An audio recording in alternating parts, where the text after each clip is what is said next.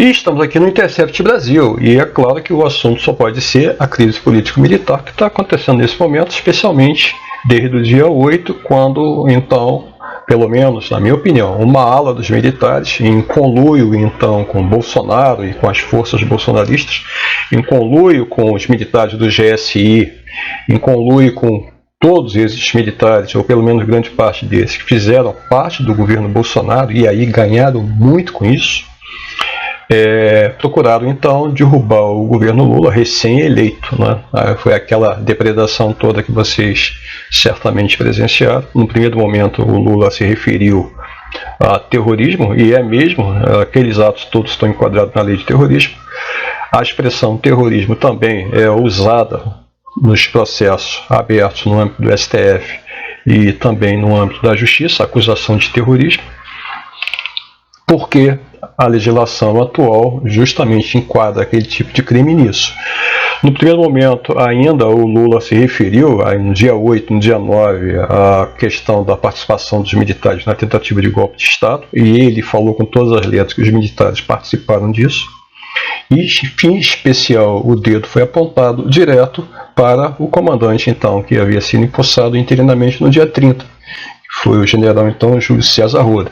O general Júlio César Arruda, ele impediu que as forças policiais do Distrito Federal, por ordem do ministro da Justiça, tá, o Flávio Dino, então, prendesse os depredadores, os terroristas, que haviam acabado de destruir tanto o Palácio do Planalto quanto depredado o Congresso Nacional, e aí lá a Polícia Legislativa reagiu, e aí prendeu 3 pessoas, assim como também o STF, quando eles destroçaram tudo.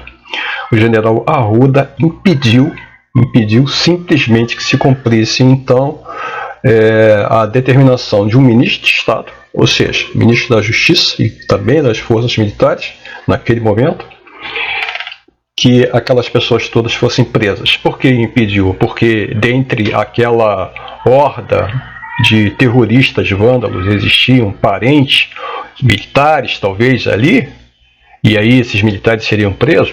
Vai lá saber, mas o fato é que o dedo foi apontado diretamente para o general Arruda e ficou uma situação insustentável. Eu acho que, na realidade, se o general Arruda fosse realmente um democrata profissional, ele naquele momento deveria ter pedido ao presidente Lula a demissão, ou pelo menos entregado o cargo. A mesma coisa com relação ao ministro José Múcio. Tinha se compromissado a que aquele acampamento em frente do quartel-general seria todo desmobilizado até o dia 6 de janeiro. 6 de janeiro. Não aconteceu e houve tudo o que nós todos sabemos no dia 8. O José Múcio, inclusive, ele chegou a dizer que os atos eram democráticos, que estava acontecendo pelo país todo, com os acampamentos em frente dos quartéis, assim como também democrático também seria aquele ato. Democrático, destruir e tentar derrubar a democracia é bem democrático, né? Então o José Múcio também, no primeiro momento, parece que ia cair, mas o presidente Lula, então, o manteve, pelo menos até agora. Nós estamos sabendo agora, soubemos hoje, que acabou de cair, então, o comandante do Exército, o general Júlio César Arruda, vai ser substituído justamente pelo general Thomas Ribeiro Paiva, que é o comandante, então, militar do Sudeste. Essa matéria do Intercept Brasil, ele fala justamente nisso. Cavalo de Troia, José Múcio mantém militares de confiança do governo Bolsonaro na cúpula do Ministério da Defesa de Lula. O José Múcio, inclusive, naquele momento crítico, ele chegou a aconselhar o Lula a decretar a tal da GLO, ou seja, a Lei de Garantia da Lei e da Ordem, o que daria força de polícia de uma maneira incontrolada, assim como aconteceu aqui quando foi decretada uma GLO no Rio, com relação à questão da pacificação, que acabou não acontecendo, da criminalidade aqui, né? E é óbvio que o Lula não aceitou isso, ficou extremamente irritado, o que eu acho que o Lula fez muito bem, né? Então tem essa denúncia aqui do Intercept Brasil, que é muito séria, na verdade. E, bom, todos nós já sabemos que as forças militares, né, o Exército, ele está dividido em dois, essa é a verdade. O novo general, agora comandante do Exército, o general Thomas Ribeiro Paiva, ele, no seu discurso, ele disse que não, que o Exército é coeso, mas não é coeso. Não é coeso, não está coeso. E é como está aqui, não é uma reação, citando então o ministro da Casa Civil, Rui Costa. Não é uma reação. Apaziguava na terça-feira passada, dia 17, o ministro da Casa Civil, Rui Costa, na fala jornalista na porta do Ministério da Defesa em Brasília. Ele buscava desvincular os ataques terroristas de 8 de janeiro da pauta do almoço que acabara de ter com o anfitrião José Múcio, ministro da Defesa, Monteiro e os comandantes das Forças Armadas. O tom conciliatório de Costa foi recebido com sorrisos por um grupo de servidores em cargo de confiança do primeiro escalão do Ministério da Defesa, naquela tarde ensolarada e quente. Tratam-se de 6 militares que têm relações diretas ou próximas com o ex-candidato a vice-presidente Jair Bolsonaro.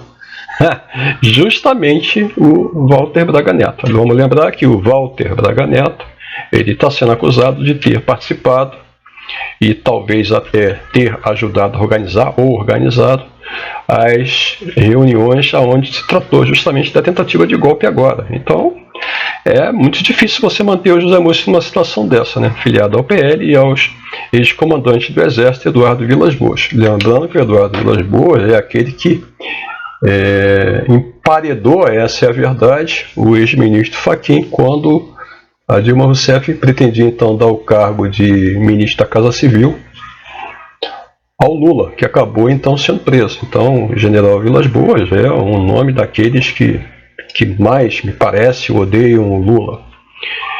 Está agora afastado da vida política por uma questão de saúde, né? Parece que ele está realmente bastante debilitado. É ele, é o Braga Neto, é o general Heleno, essa gente toda odeia o Lula.